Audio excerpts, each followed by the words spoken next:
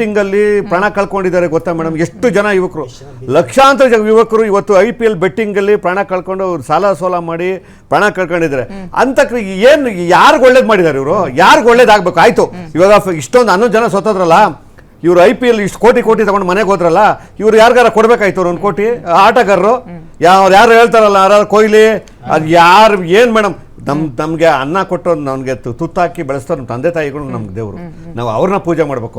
ಇವ್ರು ಯಾವನೋ ಎಲ್ಲ ಊಟದವ್ನ ಕರ್ಕೊಂಡ್ಬಿಟ್ಟು ಇಲ್ಲಿ ಮೆರೆಸೋದು ಯಾವ ಲೆಕ್ಕಾಚಾರ? ಅದನ್ನೆಲ್ಲ ಮಾತಾಡೋಣ. ಸ್ಟೇಡಿಯಂ ಶಿಫ್ಟ್ ಆಗೋದ್ರ ಬಗ್ಗೆ 100% ಸ್ಟೇಡಿಯಂ ಅಲ್ಲ, ಜಾಮ್ ಆಗುತ್ತೆ ಅಂತಲ್ಲ, ಸಿಟಿಲಿ ಬೇಡ ಮೇಡಮ್. ಈಗ ಇದು ಜನಸಂಖ್ಯೆ ಜಾಸ್ತಿ ಆಗಿರೋದ್ರಿಂದ ಈ ತುಂಬಾ ಸಮಸ್ಯೆ ಆಗ್ತದೆ. ಬೇಡ, ಇವಾಗ ಮಾಡ್ತಾ ಇದ್ದೀರಲ್ಲ, ಹೊರಗಡೆನೆ ಮಾಡಿ. ನೀವು ಅಭಿಮಾನಿಯಾಗಿ ಮೇಡಮ್, ಸ್ಟೇಡಿಯಂ ಶಿಫ್ಟ್ ಆಗೋದು ಅಂದರೆ ಕರೆಕ್ಟ್, ಸಾರ್ ಹೇಳಿದ್ದು. ತುಂಬ ಜನ ಬಂದಿದ್ರು, ಮ್ಯಾಚ್ ನಡೆಯೋ ಹೊತ್ತಿನಾಗ ಇಷ್ಟೊಂದು ಜನ ಇರ್ತಾ ಇರಲಿಲ್ಲ.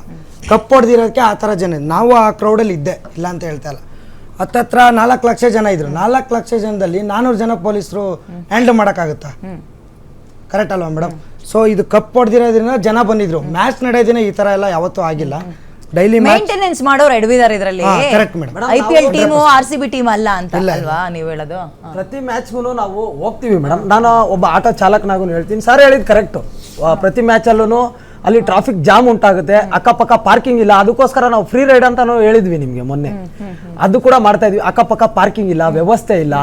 ಆಮೇಲೆ ಸಿಟಿ ಸೆಂಟ್ರಲ್ ಅದು MG ರೋಡ್ ಅಲ್ಲೆಲ್ಲ ಅಕ್ಕಪಕ್ಕದಲ್ಲೇ ಆಗಿರೋದ್ರಿಂದ ಟ್ರಾಫಿಕ್ ಜಾಮ್ ಸಿಕ್ಕಾಪಟ್ಟೆ ಆಗುತ್ತೆ. ಮ್ಯಾಚ್ ದಿನ ಶಿಫ್ಟ್ ಮಾಡೋದು ಒಳ್ಳೇದೇ ಮೇಡಮ್. ಅಲ್ಲಿಂದ ಅಂದ್ರೆ ಒಂದು ಬೇರೆ ಕಡೆ. ನೀವು ನಾನು ಕೊಹ್ಲಿ ಅವ್ರ ಫ್ಯಾನ್, ಕರ್ನಾಟಕಕ್ಕೆ ಫ್ಯಾನ್ ಮೇಡಮ್, RCB ಫ್ಯಾನ್.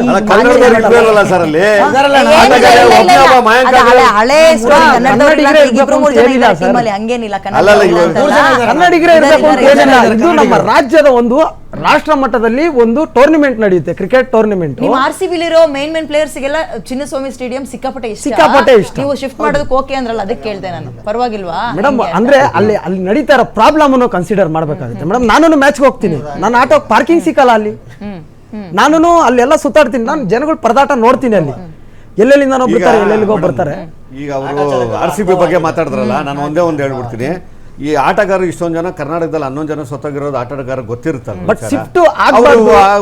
ಒಂದು ಸಾಂತ್ವನ, ಅಟ್ಲೀಸ್ಟ್ ಒಂದು ಟ್ವೀಟ್, ನೀನೇನು ದುಡ್ಡು ಕೊಡೋದು ಬೇಡಪ್ಪ, ಹಾಳಾಗೋಗ್ಲಿ, ನೀನು ಅಟ್ಲೀಸ್ಟ್ ಒಂದು ಟ್ವೀಟು, ಹಿಂಗೆ ತೀರ್ಕೊಂಡಿದ್ದೀರ, ನಮಗೆ ತುಂಬ ದುಃಖ ಆಗಿದೆ ಅಂತ ಒಂದು ಮಾಡ್ಬೋದಾಯ್ತಲ್ಲ.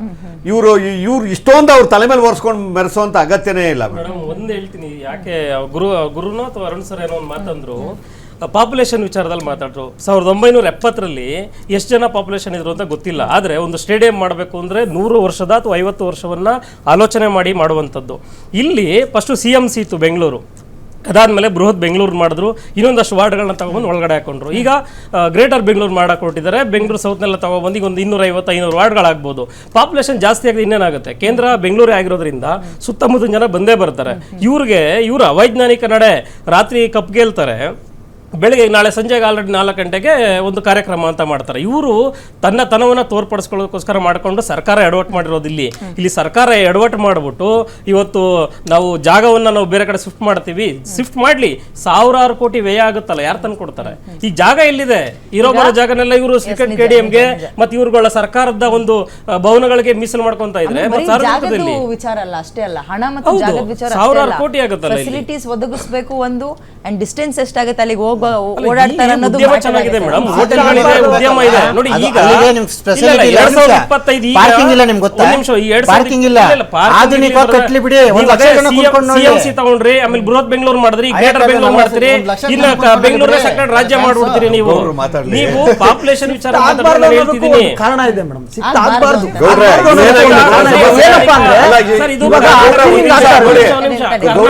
ಏನಾಗಿದೆ ಗೊತ್ತಾ ಸಮಸ್ಯೆ? ಬೆಂಗಳೂರಿನಲ್ಲಿರೋ ಫೆಸಿಲಿಟೀಸ್ ಅಂಡ್ ಒಂದು ಗರಿಮೆ ವಿಚಾರ ಅಂತ ಬಂದಾಗ ಚಿನ್ನಸ್ವಾಮಿ ಇತಿಹಾಸ ಕ್ರಿಕೆಟ್ ಅನ್ನೋದು ಇಂಟರ್ನ್ಯಾಷನಲ್ ಗೇಮ್ ಆಗಿದೆ. ಇಡೀ ದೇಶದಲ್ಲಿ ಕರ್ನಾಟಕ ಗೊತ್ತಿದೆ, ಗೊತ್ತಿಲ್ಲ, ಇಡೀ ಬೆಂಗಳೂರು ಗೊತ್ತಿದೆ, ಇಡೀ ದೇಶದಲ್ಲಿ ಬೆಂಗಳೂರು ಸಾವಿರಾರು ಎಕರೆ ಅಲ್ಲ, 100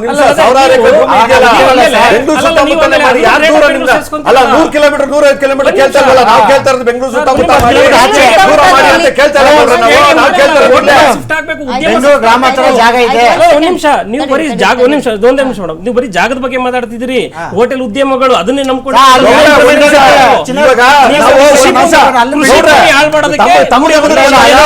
ಬೆಂಗಳೂರು ಹೊರಗಡೆ ಹೋಗ್ಬೇಕು ಅಂತ ಯೋಚನೆ ಮಾಡ್ತಾ ಇದ್ದೀವಿ. ಹೊರಗಡೆ ಬೆಳೆದಿರೋದು ಕೃಷಿ ಭೂಮಿ ಏನ್ ಮಾಡ್ತಾರೆ ಬೆಳೆದಿದೆ ಎಲ್ಲಾ ಕಡೆಯಿಂದನೂ ಬೆಳೆ. ಅಭಿಪ್ರಾಯದ ಪ್ರಕಾರ ಚಿನ್ನಸ್ವಾಮಿ ಸ್ಟೇಡಿಯಂ ಬೇರೆ ಕಡೆ ಶಿಫ್ಟ್ ಆಗ್ಬೇಕು ಅಂದ್ರೆ ಟ್ರಾಫಿಕ್ ಸಮಸ್ಯೆ ಒಂದೇ ರೀಸನ್ ಅಥವಾ ಬೇರೆ ಅಲ್ಲ ಮೇಡಮ್, ಇವಾಗ ಇಲ್ಲಿ ಎಲ್ಲರೂ ನಾವು ಇಲ್ಲಿ ಬರ್ತಾ ಇದೀವಿ. ಚಿನ್ನಸ್ವಾಮಿ ಮೇಡಮ್, ಸ್ಟೇಡಿಯಂ ಟ್ರಾಫಿಕ್ ಸಮಸ್ಯೆ ನಮ್ಮ ಯಲಹಂಕದ ಕಡೆ ಭಾಗನೋ, ಅದೇ. ಯಲಹಂಕದ ಭಾಗನೋ, ಇದು ದೊಡ್ಡಬಳ್ಳಾಪುರ, ಇಲ್ಲ ಇದು ನಂದಿಪಟ್ಟು ತವ ಎಷ್ಟೋ ಇದೆ ಸರ್. ಅಲ್ಲೂ ಮೊನ್ನೆ ಆಗಿದ್ದ ಅವಘಡಕ್ಕೆ ಏನ್ ರೀಸನ್ ಹೇಳಿ? ಏನ್ ಮೇಡಮ್? ಕಾನೂನು ಅಂದ್ರೆ ಸರಿಯಾಗಿ ಸರ್ಕಾರ ವ್ಯವಸ್ಥೆ ನಿರ್ಲಕ್ಷ್ಯ ಧೋರಣೆ ಅಲ್ವಾ? ಮೇಡಮ್. ಅಲ್ವಾ? ಸರ್ಕಾರದ ನಿರ್ಲಕ್ಷ್ಯ ಇದೆ. ಆಮೇಲೆ ಇದು ಗೌಡ್ರು ಹೇಳ್ದಂಗೆ ರೈಟ್ ನೆನ್ನೆ ಕಪ್ ಗೆದ್ದವ್ರು ಇವತ್ತು ಬೆಳಗ್ಗೆ ದಿಢೀರ್ ಕರ್ಕೊಂಡ್ಬಿಟ್ಟು ಯಾವನೋ ಅವನು ತೆವಲಿಗೋಸ್ಕರ ಕರ್ಕೊಂಬಂದು ಅಷ್ಟು Get ಜನ big ಅಮಾಯಕರು ಹಾಕೊಂಡು. ಕೊಲೆ ಮಾಡಿದ್ರಲ್ಲ, ಇವ್ರಿಗೆ ಒಂಚೂರ ಜವಾಬ್ದಾರಿ ಇದೆಯಾ? Get big ಈಗ ಹಾಕೊಂಡು. ಪ್ರಶ್ನೆ ಏನ್ ಗೊತ್ತಾ, ಈಗ ಒಂದು ಟ್ರಾಫಿಕ್ ಸಮಸ್ಯೆ, ಈಗ ಅದಕ್ಕೆ ಬೇರೆ ಕಡೆ ಶಿಫ್ಟ್ ಮಾಡ್ಬೇಕು ಅಂದ್ರಿ. ಮೊನ್ನೆ ಅಲ್ಲ, ಅಲ್ಲಿ ಜಾಗನೂ 11 ಕಮ್ಮಿ ಇದೆ ಮೇಡಮ್, ಅದೇ, ಕುತ್ಕೊಳ್ಳೋಕೆ ಅದೇ. seats ಬೇರೆ ಇಲ್ಲ. ಕಡೆ ಶಿಫ್ಟ್ ಮಾಡೋಣ ಅಂತ ನಾನು ಹೇಳ್ತಾ ಇರೋದು. ಅವಕಾಶ ಇದೆ. ನೀವು ಹೇಳಿದ ಬೇರೆ ಕಡೆ ಪ್ರಕಾರ shift ಆಗ್ಲೇಬೇಕು. ಸ್ಟೇಡಿಯಂನೇ ಬೇರೆ ಕಡೆಗೆ ಹೌದು, ಹೌದು, ಮಾಡಬೇಕು ಹೌದು. ಅಲ್ವಾ? ಗ್ರಾಮಾಂತರಕ್ಕೆ. ಮೊನ್ನೆ ಆಗಿದ್ದ ಘಟನೆಗೆ ಕಾರಣ ಏನ್ ಹೇಳಿ?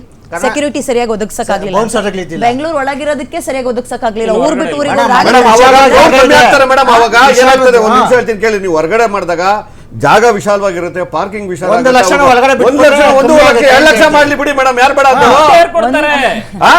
ದುಡ್ಡು ಕೇಸ್ ಇವಾಗ ಗೌಡ್ರೆ ಟೋಲ್ಗೆ ಸರ್ಕಾರ ಕೊಟ್ಟಿದ್ಯಾ? ಒಂದ್ ನಿಮಿಷ, ರಹದಾರಿ ಮಾಡೋ ಟೋಲ್ಗಳಿಗೆ ಸರ್ಕಾರ ಕೊಟ್ಟಿದ್ಯಾ? ಅವ್ರು ಜಾಗ ಹಾಕಿ ಎಷ್ಟು ಕೇಳಿ? ಬಂಡವಾಳ ಹಾಕಿ ಜನಗಳ ಮಾಡ್ತಾರೆ, ಅನುಕೂಲಕ್ಕೆ ದುಡ್ಡು ಸರ್ಕಾರನೇ ಕೊಡ್ತಾರೆ. ಮಾಡ್ಬೇಕು. ಇದು ಅದೇ, ಇದೂನು ಅದೇನೆ. ಜನಗಳ ಜಾಗ ಅನುಕೂಲಕ್ಕೆ ಎಷ್ಟು ನಿಮ್ಮ ಪ್ರಕಾರ? ಸರ್ಕಾರನೇ ಮಾಡ್ಬೇಕು. ಸರ್, ಇವರು ಇದಕ್ಕೋಸ್ಕರ ಇದು ಕಪ್ನ ತಗೊಂಬಂದು ಅವ್ರು ಪ್ರದರ್ಶನ ಮಾಡ್ಬಿಟ್ಟು ವಿಧಾನಸೌಧ ಮೆಟ್ಲು 15 ಕೋಟಿ ಮೇಡಮ್. ಯಾರಪ್ಪನ ಮನೆ ದುಡ್ಡು ಮೇಡಮ್ ಅದು? 15 ಕೋಟಿ, ಅರ್ಧ ಗಂಟೆಗೆ 15 ಕೋಟಿ ಖರ್ಚು ಮಾಡವ್ರೆ. ಅಂಡ್ ಈ ಯಾರ್ ಸ್ಟೇಡಿಯಂ ಕೇಳಿದ್ರು? ಬಗ್ಗೆ ತುಂಬಾ ಒಳ್ಳೊಳ್ಳೆ ಅಭಿಪ್ರಾಯಗಳಿದೆ.